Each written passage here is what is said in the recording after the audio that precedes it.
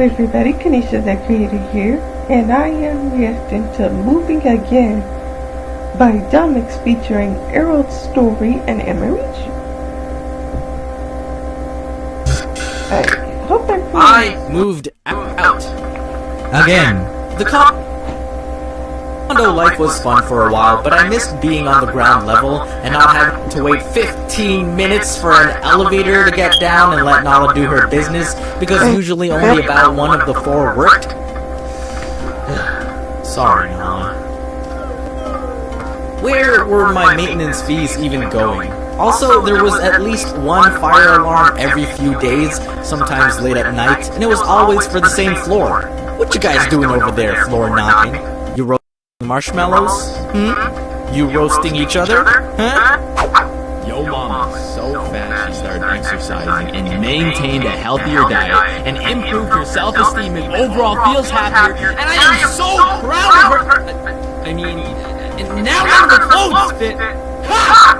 You take that back, man. I knew houses required much more work to take care of, but I grew up doing chores for little to no pay anyway. Except for literally everything allowing me to live that costs money, food, clothing, shelter. Thanks, Mom and Dad. So, I could probably handle it. And it just so happens to also be buyer season in the housing market for my area. The timing just felt right. As for my condo neighbors, they actually haven't caused any trouble since I made that video about them. Maybe they watch my stuff? Who knows? So, the hunt began, and I've probably looked at close to 60 or 70 houses before finally closing in on one. And it only took 3 tries. First, there was the sauna house, appropriately named because it had a sauna in the basement, but it was still fairly priced. How do you think I'm gonna pass on something like that? Sauna in the basement? Come on. Well, someone beat me to an offer a day early, and they closed the deal right away. Well, I'm sorry. And then there was the sketchy basement house, named after we hired an inspector before the closing date, and he found some patchwork to the foundation of the house after noticing a recess in the ground outside, and when we asked the owner about it, they refused to give us a clear explanation. The rest of the house was nice and well kept, but the basement... I mean, why are they not going to give you a clear explanation? Rather not risk it. But like I said, third time's the charm. I continued searching and picked the one I currently live in. It has a unique layout, different from the many cookie-cutter type houses I checked out prior. It had the right amount of space I wanted, nothing too big, because I have a fear of ghosts haunting unused rooms. That's my original mindset. If a room is left unoccupied for long periods, I believe that something will eventually inhabit it. Hello! Is anyone sitting here? No? Well, alright, I guess this is where I sit now. Forever. It was clean, the kitchen was newly renovated, and the backyard was spacious, perfect for Nala to run around in. Doesn't have to wait 15 minutes to go pee. Deal. I didn't want to rush too quickly with picking a house because, of course, I wanted one I'd be happy with, but at the same time, I knew I was competing with other people, and also winter was coming. I wanted to move in before the long night. I was confused. That was a bad accent. The actual move itself went pretty smoothly at first, and luckily I had some friends and family help out, but I had more stuff than I expected, and the truck I rented filled up pretty fast. Seriously, we have these 2 beanbags from Sumo, and they took up like half the truck. Big ass beanbags, but really comfy to lie on nonetheless. Yeah. So we for sure had to make 2 trips. I had the elevator and loading dock worked for 3 hours, and it seemed like we were good on time. After loading the first batch, I had about 1 hour left to drop off the load to the house, come back, and load the few stuff that were left. Doable. My school days procrastination has trained me for these clutch moments. Oh, let's go. Why is there a car parked in front of the truck? Hello? Easy. Whose car is this? We tried to ask my building manager if they knew who it was or if they could help. Well, I only have the elevator booked until 7. Could you maybe give an extension or no? No? Oh, okay. I guess we're towing then. We step back outside and see that the car He's not there anymore. Nice. Well, So that's 10 then what the minutes heck was all that gone. for? Took another 10 minutes to drive to the house, another 10 minutes to drop off the first load, 10 minutes to drive back to the condo, which left me with about 20 minutes left to pack the last load. Still, it's doable. Of course, the dock doors are closed. After we specifically told the maintenance man in charge of the dock that we'd be coming back for another trip. Building management was closed for the day, so we had to go to the gate guard to ask for assistance.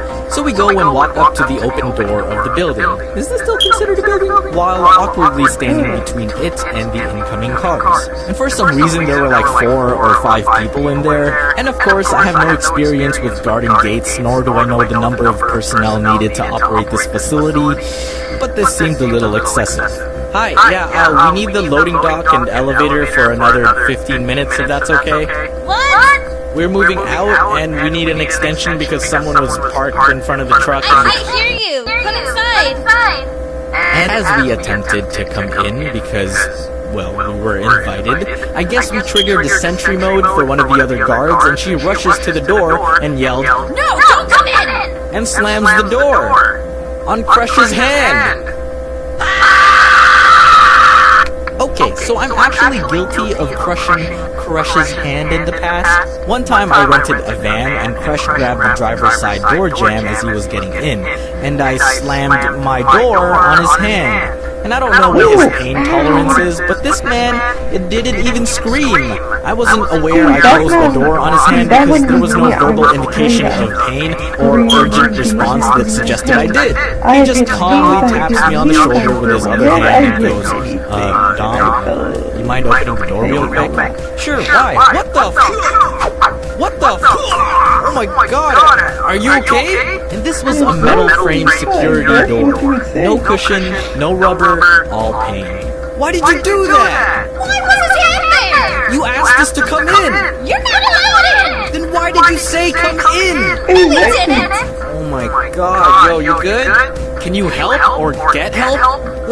So after a few minutes of arguing and Crush indicating that he's okay, just in a lot of pain, one of the other more useful guards decide to help us. I'm glad they could spare a soldier from the front lines. They really seemed occupied. Luckily, Crush had no broken bones. His fingers and hand were just busted for about 2 weeks, but no permanent damage, thank goodness. We managed to load the rest of the stuff and finished moving into the new house. Oh, hello. Hey, this is occupied. Yo, Kevin, check out the video I just sent. Anyway, guys, that was my reaction to Moving Out Again, featuring eroldstory and emirichu by domics. Yeah, that sort of situation seems crazy. I mean, like, why were they making it this complicated? And why did they give such limited amount of time? Sometimes I really be like, y'all really be trying way too hard to do this kind of stuff. Anyway, I hope y'all have a good day. Don't forget to like, comment, and subscribe. Bye.